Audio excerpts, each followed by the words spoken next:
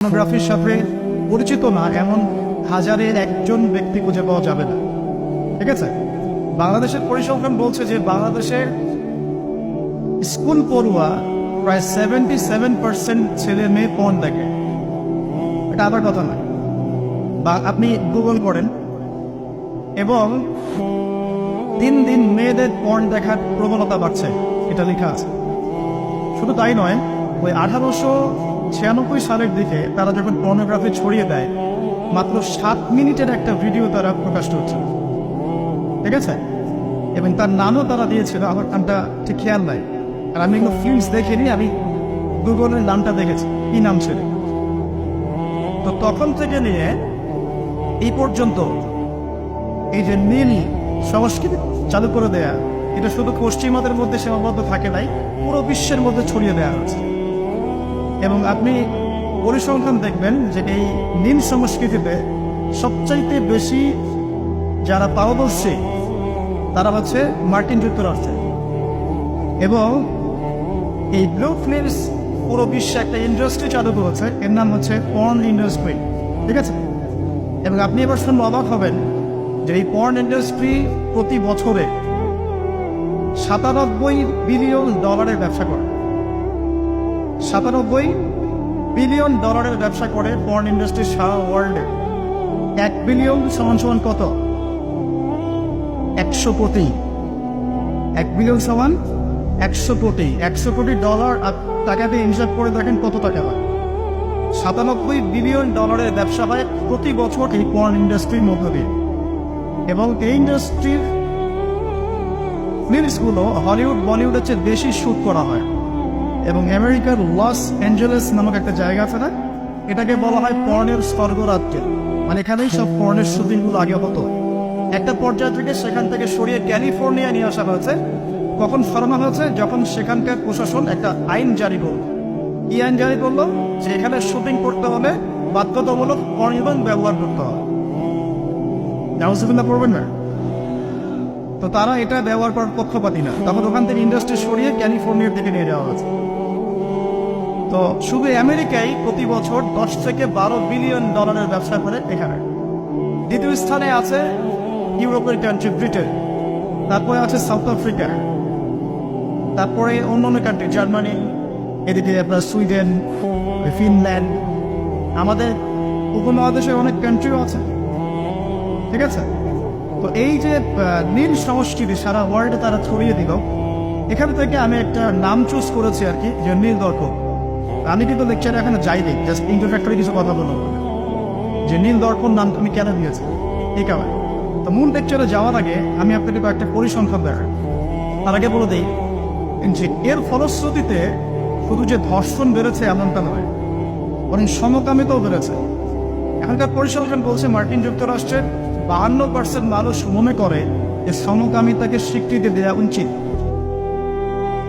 এবং 41% মানুষ মনে করে দেওয়ার দরকার নেই। কিন্তু আইনত এটা লিগালাইজড, এটা ওদের বাক স্বাধীনতা। এটা কানাডা অনেক আগেই করেছে, ব্রিটেনেও আছে, অস্ট্রেলিয়াও স্বীকৃতি দিয়েছে, এবং দিন দিন আস্তে আস্তে আমাদের ভারত থেকে শুরু করে আমাদের দেশে পর্যন্ত এগুলোর বিস্তার বেড়ে গেছে। এবং তারা এখন সংগঠন তৈরি করেছে, তাদের ফ্ল্যাগ আছে, তারা অধিকারের কথা বলে, তারা স্বীকৃতি চায়। এবং পর্ন সম্পর্কে পড়তে গেলে দেখলাম যে নর্মালি পর্নের যে ভিডিওগুলো হয় এগুলো হচ্ছে চলচ্চিত্রের মতো, জাস্ট যেমন একটা নায়ক নায়িকা শুটিং করে, গায়ক গায়িকা যেমন শুটিং করে, ঠিক এরকম করেই ফিল্মস শুট করা হয়। আপনি যখন এটা সার্চ করবেন দেখবেন পর্ন ইন্ডাস্ট্রি থেকে বের হয়ে আসা কিছু ওদের কথা মতে পর্ন স্টার, তারা সাক্ষাৎকার দিয়েছে যে এই জগৎটার সম্পূর্ণটাই হচ্ছে মিথ্যা এবং ফেক। যা দেখানো হয় এটা টোটালি ফেক। এবং কোনো কোনো ক্ষেত্রে তাদেরকে বাধ্য করে জালের মধ্যে ফেলে এই ইন্ডাস্ট্রির মধ্যে অনুপ্রবেশ করানো হয়, যেখানে ওদের কোনো ইচ্ছাও থাকে। একবার জড়িয়ে গেলে প্রথমে সেখান থেকে আর বের হতে পারে না। শুধু তাই নয়, যখন তাদের শরীর কাজ করে না তখন তাদেরকে উত্তেজক এমন কিছু পদার্থ দেওয়া হয়, এমন কিছু হাইপার ডোজ মেডিসিন দেওয়া হয়, যার ফলশ্রুতিতে তারা ব্যাক টু ব্যাক দেখা যায় যে অনেক লম্বা টাইম তারা নাকি সেক্স করতে পারে না। তো এগুলো তাদেরই কথা, এটাতে আসক্ত নয় এমন মানুষ খুঁজে পাওয়া দুষ্কর। বাংলাদেশের রিপোর্ট বলছে যে বাংলাদেশে এখনকার ইয়াং জেনারেশনের মধ্যে 92% পর্ন দেখে। কত পার্সেন্ট? 92%। এবং পর্ন যে ওয়েবসাইটগুলো আছে যেগুলো এত বেশি শক্তিশালী, এগুলোকে হ্যাক পর্যন্ত করা সম্ভব নয়। 2014 সালে বাংলাদেশের গভর্নমেন্ট যে ছিল আমি জানি না, আমি আসলে এদিকে পলিটিক্সের খবর খুব একটা রাখি, তারা 244টা পর্ন সাইটকে বন্ধ করে দিয়েছে।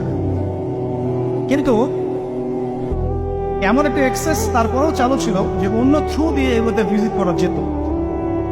সবচেয়ে বেশি পর্ন সাইট যেগুলোতে ভিজিট করা হয় তার মধ্যে এই সাবকন্টিনেন্ট বা ভারতবর্ষ অন্যতম। ঠিক আছে, তো এগুলোর ফলশ্রুতিতে শুধু ধর্ষণ বেড়েছে এমন নয়, বরং সমকামিতাও বেড়েছে। এবং দেখা যাচ্ছে যে এখন প্রতি 10 জন মানুষের মধ্যে একজন নাকি, এটা রিপোর্ট, প্রতি 10 জনের মধ্যে নাকি একজন বিপরীত লিঙ্গের দিকে নয় বরং স্বলিঙ্গের দিকে আকর্ষিত হচ্ছে। এবং এই মহামারীগুলো দিন দিন বাড়ছে। আমি যখন লেকচার শেষ করবো তখন আপনাকে আমি কিছু হাদিস শোনাবো, নবী সাল্লাল্লাহু আলাইহি ওয়াসাল্লামের এই যুগ সম্পর্কে কিছু ভবিষ্যৎবাণী। তখন আপনি মিলাতে পারবেন ইনশাআল্লাহ যে আসলে নবী সাল্লাল্লাহু আলাইহি ওয়াসাল্লাম কোন যুগটা সম্পর্কে সাথে বলছেন। তো মূল লেকচারে যাওয়ার আগে আমি আপনাদের কিছু পরিসংখ্যান শোনাচ্ছি, একটু মনোযোগ দিয়ে শুনুন।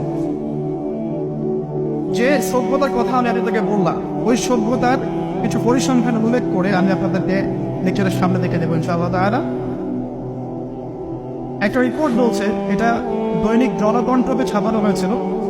এটা ছাপানো হয়েছিল 16 অক্টোবর 2020-এ।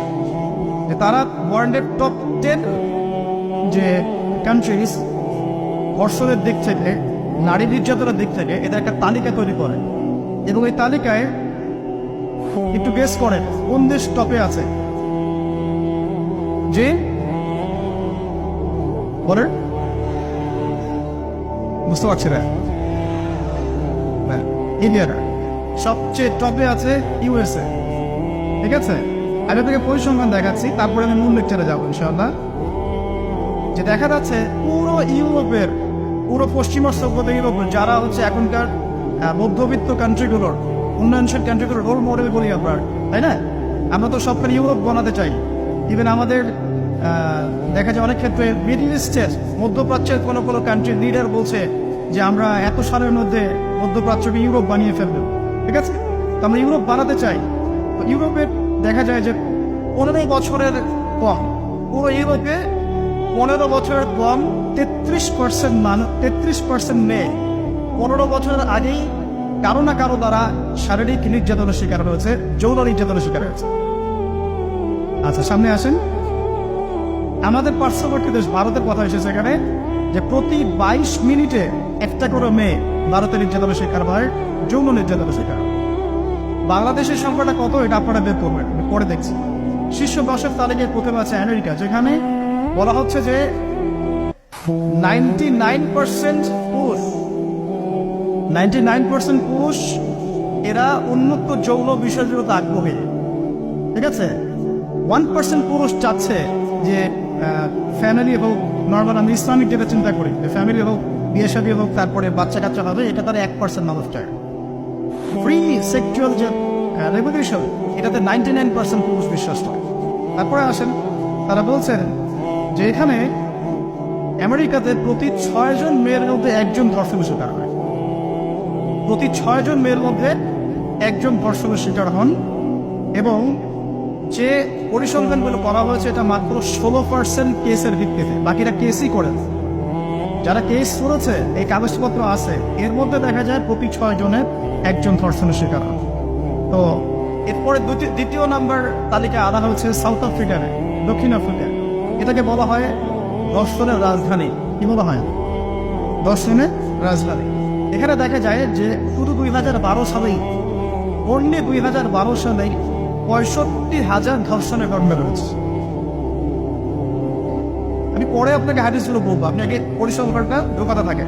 65,000 ধর্ষণের ঘটনা ঘটেছে শুধুমাত্র সাউথ আফ্রিকাতেই।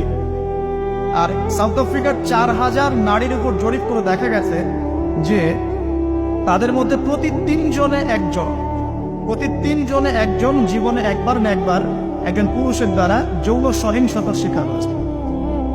প্রতি 3 জনের। এরপরে আরেকটা জরিপে দেখা গেছে যে আফ্রিকার 25% পুরুষ, পুরো আফ্রিকার 25% পুরুষ, মানে 4 ভাগের 1 ভাগ পুরুষ, জীবনে একবার না একবার কোনো না কোনো মেয়েকে ধর্ষণ করছে। এগুলো আমাদের রিপোর্ট কিন্তু আপনি অনলাইনে এগুলো পাবেন। এরপর আসেন 3 নম্বরে রাখা হচ্ছে সুইডেনকে। এবার সুইডেনকে খুব হাইলাইট করা হয়, খুব উন্নত কান্ট্রি।